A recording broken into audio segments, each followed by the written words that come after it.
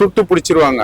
என்கவுண்டர்னு சொன்னாங்க இல்லையா, முட்டி கீழே சுட்டவன் மார்லயே சுட்டு காலி பண்ணிடணும். இப்படிப்பட்ட ஆளெல்லாம் ஒரு இடத்துல நடக்கிற அசம்பாவிதத்துல நீங்க அவனை சுட்டு போடுங்க, அடுத்து செய்யறவனுக்கு அந்த பயம் இருக்கும். நம்ம கிட்ட சட்டம் எழுதுனதும் சரியில்லை. ஒரு சட்டத்தை எழுதுறாங்கன்னா அதுல தப்பிச்சு வர்றதுக்கு என்னன்றதையும் எழுதி வச்சிருக்கிறாங்க. முழு காரணம் பொறுப்பே இருக்கணும் அப்படின்னா அரசாங்கம் தான் பொறுப்பே இருக்கணும். ஏன் அங்க போனாங்க, டைமிங்னு ஒண்ணு இருக்கு இல்லையா. எவ்வளவு பிளேஸ் இருக்குது, பப்ளிக் பிளேஸ்ல இருங்க. நீங்க 2 பேர் லவ் பண்றதாவே இருக்கட்டும், பப்ளிக் பிளேஸ்ல பேசுங்க. லவர் தானே, மேரேஜ் பண்ண போறீங்க, தனியா நின்று பேசலாம். ஒருத்தரை ஒதுக்குப்புறமா தனியா தூக்கின்னு எங்கேயோ ஒரு இடத்துல கூட்டு போற அப்படின்னாவே அதை ஃபாலோ பண்றானுங்கன்னா அவனுங்க பாத்துட்டு தானே இருக்கிறானுங்க யார கூட்டு போறாங்க, எப்படி எங்க போறாங்கன்றத. இப்ப சொல்றதை வச்சு பார்த்தாவே தெரியுது இல்ல, இவங்க ஏன் அவ்வளவு லாங் தனி அப்படி எல்லாம் போனோம். பப்ளிக்கோட பப்ளிக்கா இருந்து இல்ல ஹோட்டல் இருக்கு எங்கன்னா உட்காந்து பேசுறது, டிஃபன் பண்ணின்னு பேசுறது, ஜூஸ் குடிச்சுன்னு பேசுறது, அப்படி எல்லாம் இருந்திருக்கலாமே. எவ்வளவு வாய்ப்பு இருக்குது. கோயம்புத்தூர்ல பாத்தீங்கன்னா ஒரு பொண்ணு 20 வயசு பொண்ணை 3 பேர் ரேப் பண்ணிட்டாங்க. சோ சட்ட ஒழுங்கு எப்படி இருக்குன்னு நினைக்கிறேன். இல்ல, ஃபர்ஸ்ட் ஆஃப் ஆல் அவங்க எங்க இருந்தாங்க,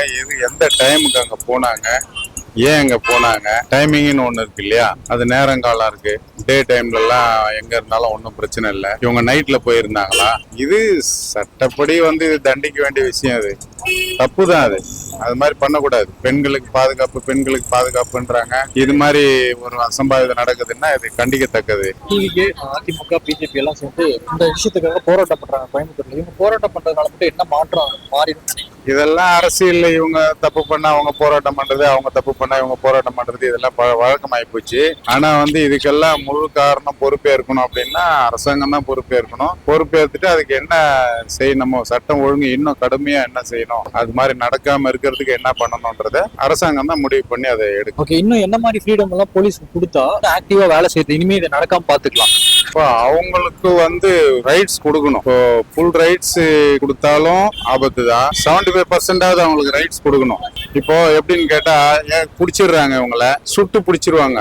என்கவுண்டர்னு சொன்னாங்க இல்லையா, முட்டி கீழே சுட்டவன் மார்லயே சுட்டு காலி பண்ணிடணும். இப்படிப்பட்ட ஆளெல்லாம் ஒரு இடத்துல நடக்கிற அசம்பாவிதத்துல நீங்க அவனை சுட்டு போடுங்க, அடுத்து செய்யறவனுக்கு அந்த பயம். நம்ம கிட்ட சட்டம் எழுதுனதும் சரியில்லை. ஒரு சட்டத்தை எழுதுறாங்கன்னா அதுல தப்பிச்சு வர்றதுக்கு என்னன்றதையும் எழுதி வச்சிருக்கிறாங்க. அதனால நம்ம அதை பத்தி பேசுறதே வேஸ்ட். இது சரி கிடையாது. ஃபர்ஸ்ட் சுட்டுணும். இருக்கிறதுலயே கடினமான தப்பு, கொடுமையான குற்றம் எது, அதுக்கெல்லாம் இந்த முட்டி கீழே சுடுறது, கையில சுடுறது, சுட்டு பிடிச்சேன்றது அதெல்லாம் இருக்கவே கூடாது. சுட்டு போட்டணும், காலி பண்ணிடணும். அப்பதான் அடுத்தவனுக்கு அதை செய்யணும்ன்ற எண்ணம் வராது. அதாவது தண்டனை கடுமையா இருந்தாதான் குற்றம் குறையும். அந்த வீடியோ கீழே நிறைய பேர் கமெண்ட் பண்றாங்க பொதுமக்கள். என்னன்னா, அந்த டைம்ல ஏன் ஒரு பொண்ணு அங்க போகணும், அது ஏன் ஒரு பையன் கூட போகணும், அது ஏன் தனிமையாக போகணும். பொதுமக்கள் பொண்ணு சைடு பிளேம் பண்றாங்க. இது அவங்க சொல்றதும் ஒரு வகையில ஏத்துக்க வேண்டியது. ஏன்னு கேட்டா, எவ்வளவு பிளேஸ் இருக்குது, பப்ளிக் பிளேஸ்ல இருங்க. நீங்க 2 பேர் லவ் பண்றதாவே இருக்கட்டும், பப்ளிக் பிளேஸ்ல பேசுங்க. லவர் தானே, மேரேஜ் பண்ண போறீங்க, தனியா நின்று பேசலாம். ஒருத்தரை ஒதுக்குப்புறமா தனியா தூக்கின்னு எங்கேயோ ஒரு இடத்துல கூட்டு போற அப்படின்னாவே அதை ஃபாலோ பண்றானுங்கன்னா அவனுங்க பாத்துட்டு தானே இருக்கிறானுங்க யார கூட்டு போறாங்க, எப்படி எங்க போறாங்கன்றத. இப்ப சொல்றதை வச்சு பார்த்தாவே தெரியுது இல்ல, இவங்க ஏன் அவ்வளவு லாங் தனி அப்படி எல்லாம் போனோம். பப்ளிக்கோட பப்ளிக்கா இருந்து இல்ல ஹோட்டல் இருக்கு எங்கன்னா உட்காந்து பேசுறது, டிஃபன் பண்ணின்னு பேசுறது, ஜூஸ் குடிச்சுன்னு பேசுறது, அப்படி எல்லாம் இருந்திருக்கலாமே. எவ்வளவு வாய்ப்பு இருக்குது. இவன் ஒரு ஆள் 2 பேரும் தனியே போனது மக்கள் கேட்கறது நியாயமானது, ஏத்துக்கிற மாதிரி தான் இருக்கு. டிராபிக் போலீஸ் ஹெல்மெட் இல்லைன்னா பிடிக்கிறாங்க, வண்டியில இதெல்லாம் பிடிக்கிறாங்க. ஆனா அவங்க வண்டியில ஒரு பெரிய அருவாவே வச்சிருக்காங்க.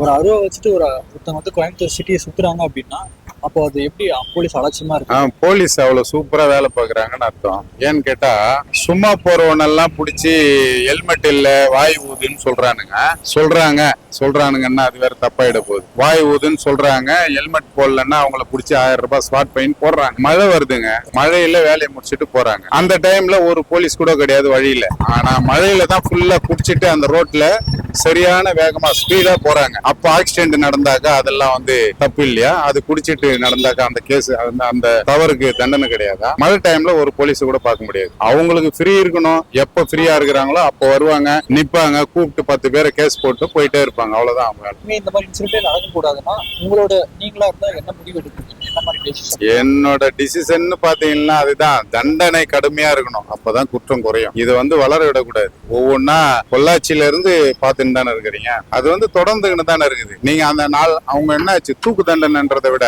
ஆயில் கழுதி அப்படி எல்லாம் கொடுக்க கூடாது. தண்டனை சுட்டுணும், ஸ்பாட்ல சுட்டுருங்க. கண்டிப்பா அந்த குற்றம் கண்டிப்பா குறையும். இதை குறைக்கிறதுக்கு ஒரே வழி, இந்த மாதிரி தப்பு பண்றவங்க யாரா இருந்தாலும் சரி, எவ்வளவு பெரிய ஆளா இருந்தாலும் சரி, சுட்டு போட்டுடணும். முதல்ல சட்டம் கடுமையா இருக்கணும். அதாவது தண்டனை கடுமையா இருக்கணும்.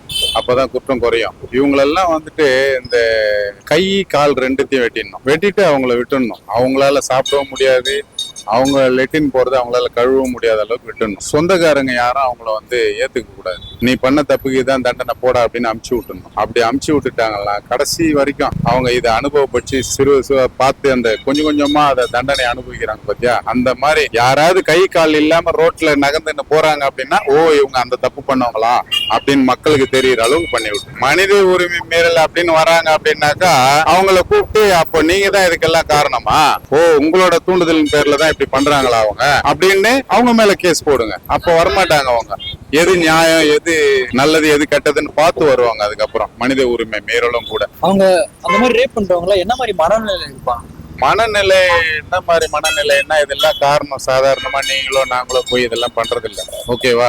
போதை மெயின். இதுக்கு காரணமே போதை தான். போதையினாலதான் இவ்வளோ அசம்பாவிதமும் நடக்கிறதுக்கு காரணமே. முதல்ல கஞ்சா போதை பொருள் இது எல்லாமே ஒழிக்கிறேன்னு சொல்றாங்களே தவிர இப்போ வரைக்கும் நடமாட்டத்துலதான் இருக்குது. அது சுத்தமா ஒழிச்சாங்க அப்படின்னா இந்த மாதிரி தவறே நடக்க வாய்ப்பே கிடையாது, நடக்காது. எல்லாம் வந்து தன்னோட சுயநினைவை இழந்துதான் இது மாதிரிலாம் பண்ணிட்டு இருக்கிறாங்க. அவங்க பண்றது தப்புன்னு தெரியறது வந்து சாதாரணமா இருந்தாங்கன்னா தெரிஞ்சிடும். இந்த போதை அடிக்கிறதுல அவங்களுக்கு ஒன்றும் தெரிய மாட்டேங்குது. அதனால முதல்ல இந்த இது கரெக்டா வரணும், எல்லாமே கிளீனா இருக்கணும்னா போதையை ஒழிக்கணும் ஃபர்ஸ்ட். அது எந்த மாதிரி போதையா இருந்தாலும் சரி, போதை இருக்கக்கூடாது. இதெல்லாம் வந்து நம்மள மாதிரி ஆள்லாம் பேசி ஒன்றும் ஆக போறது இல்லை. அதாவது அவங்கவுங்களா யோசிக்கணும், அவங்கவுங்களா இது சரியா தப்பான்னு சிந்திக்கணும். அதெல்லாம் ஒரு 50 வருஷத்துக்கு முன்னாடி இருந்த பொலிட்டிஷியன் தான் வந்து மனசாட்சிக்கு பயந்து எல்லாமே செஞ்சுட்டு இருந்தாங்க. இப்பெல்லாம் அதெல்லாம் கிடையாது. அதனால நம்ம சொல்றதுனாலே நீங்க சொல்றதுனாலே கேட்க போறது இல்லை. அவங்களா இதை வந்து யோசிச்சு பார்த்து மாறினாக்கா நல்ல ஒரு பலன்.